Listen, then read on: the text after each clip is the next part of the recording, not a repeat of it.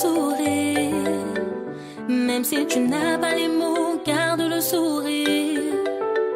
Yahweh là pour te guider, Yahweh là pour t'épauler, Yahweh là pour te sauver, Yahweh. Hello brothers and sisters, hello friends et bienvenue sur Flash AVP. J'espère que vous allez bien.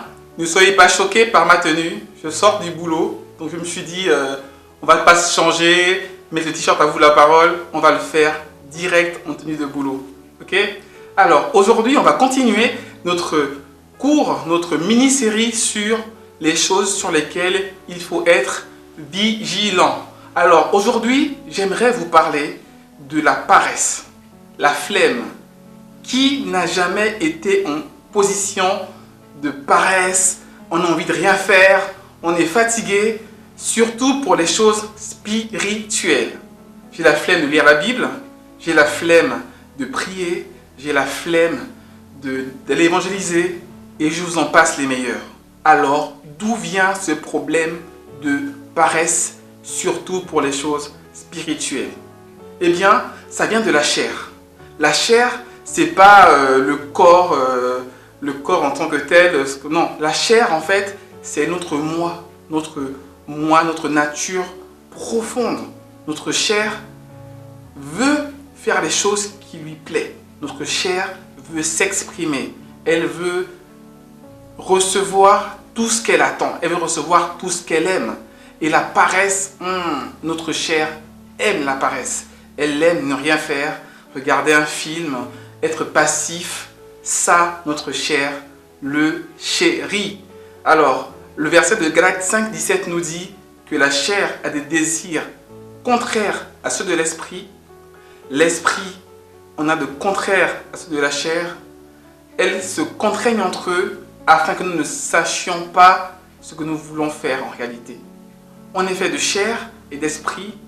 Et lorsqu'on reçoit le Seigneur dans nos cœurs, dans nos vies, lorsqu'on est sauvé, l'Esprit de Dieu influence notre esprit. Et nous sommes poussés à vouloir faire des choses spirituelles. Et c'est pour cela que Galates nous dit que si vous voulez marcher et faire les choses de l'esprit, il faut marcher selon l'esprit afin de ne pas accomplir les désirs de la chair. Revenons à la paresse. Comment vaincre la paresse? Est-ce qu'il y a un traitement du genre Flémingil 500 qui va nous guérir de ça? Non, il n'y a pas de traitement biologique ou médical pour lutter contre la paresse. Il y a un verset en Éphésiens 6 qui parle des armes du chrétien. Et ce soir, j'aimerais vous parler de ces armes du chrétien. Et parmi ces armes, on parle du zèle que donne l'évangile de paix. Le verset dit « Ayez pour chaussure le zèle que donne l'évangile de paix. » D'accord? Donc le zèle qui est un empressement, une ardeur, une envie de se mettre en action pour une chose, pour quelqu'un ou pour une action. C'est ça le zèle. Une ardeur, un empressement. Donc ce zèle vient de l'évangile de paix. J'ai une petite histoire à vous raconter par rapport à ça. Ça doit remonter à 7 ans, je crois. J'étais encore à Rouen. Ça remonte à 7 ans et j'étais chez moi. C'était un mercredi et on devait aller évangéliser ensemble avec mes frères et sœurs de l'église. Et j'étais pas bien. J'étais fatigué. J'étais pas motivé. Et je me suis dit, mais si j'y vais, ça va pas être sincère. Ça va être hypocrite.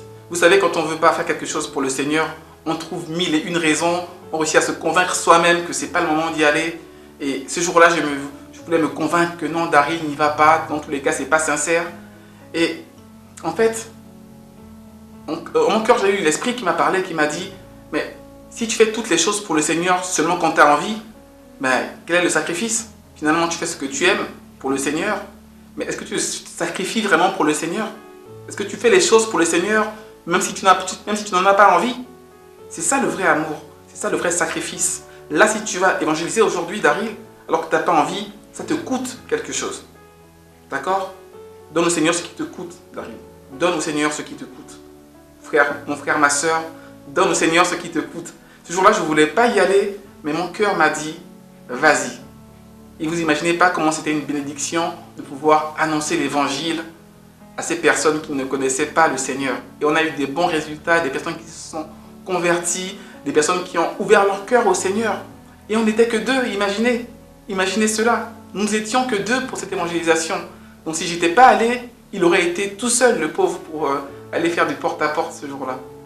Tout ça pour dire que le zèle qu'il nous faut pour être éveillé dans la prière, dans la lecture de la parole, c'est le zèle que donne l'évangile de paix. Et l'évangile de paix est venu pour sauver le monde du péché. Le monde doit être sauvé du péché, frères et sœurs. Si vous pensez un jour que vous êtes fatigué, que vous avez la paresse, la flemme de faire les choses spirituelles, pensez à ce que Christ a fait pour nous.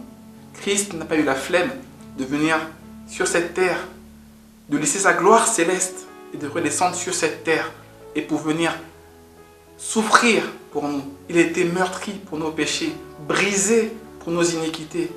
Le châtiment qui nous donne la paix aujourd'hui est tombé sur lui. Et c'est par ces blessures, par ces meurtrissures que nous sommes guéris. Frères et sœurs, quand vous avez la flemme, pensez à Christ. Pensez à l'évangile de paix. Pensez à tout ce qu'il a subi pour que vous puissiez être aujourd'hui appelés enfants de Dieu. Et la flemme va s'envoler. D'accord? Pas de flemme pour prier, pas de flemme pour lire la parole, pas de flemme pour évangéliser et pas de flemme pour faire des vidéos. Ce soir, je suis en costume. Je n'ai pas voulu me changer. Je me suis dit, vas-y direct et annonce ce message sur la paresse. Brothers and sisters, soyons vigilants à ne pas nous endormir. Soyons vigilants et ne soyons pas paresseux. La parole de Dieu dit, ayez du zèle et non de la paresse. Soyez fervents d'esprit, servez le Seigneur. Ayez du zèle et non de la paresse. Soyez fervents d'esprit, servez le Seigneur. Et le zèle que donne l'évangile de paix est avec vous parce que vous avez reçu le Seigneur dans vos cœurs et vous êtes sauvés. Frères et sœurs, que le Seigneur vous bénisse, que sa parole vous fasse du bien et n'oubliez surtout pas de garder le sourire parce que c'est ça quand on est en Christ. Que Dieu vous bénisse.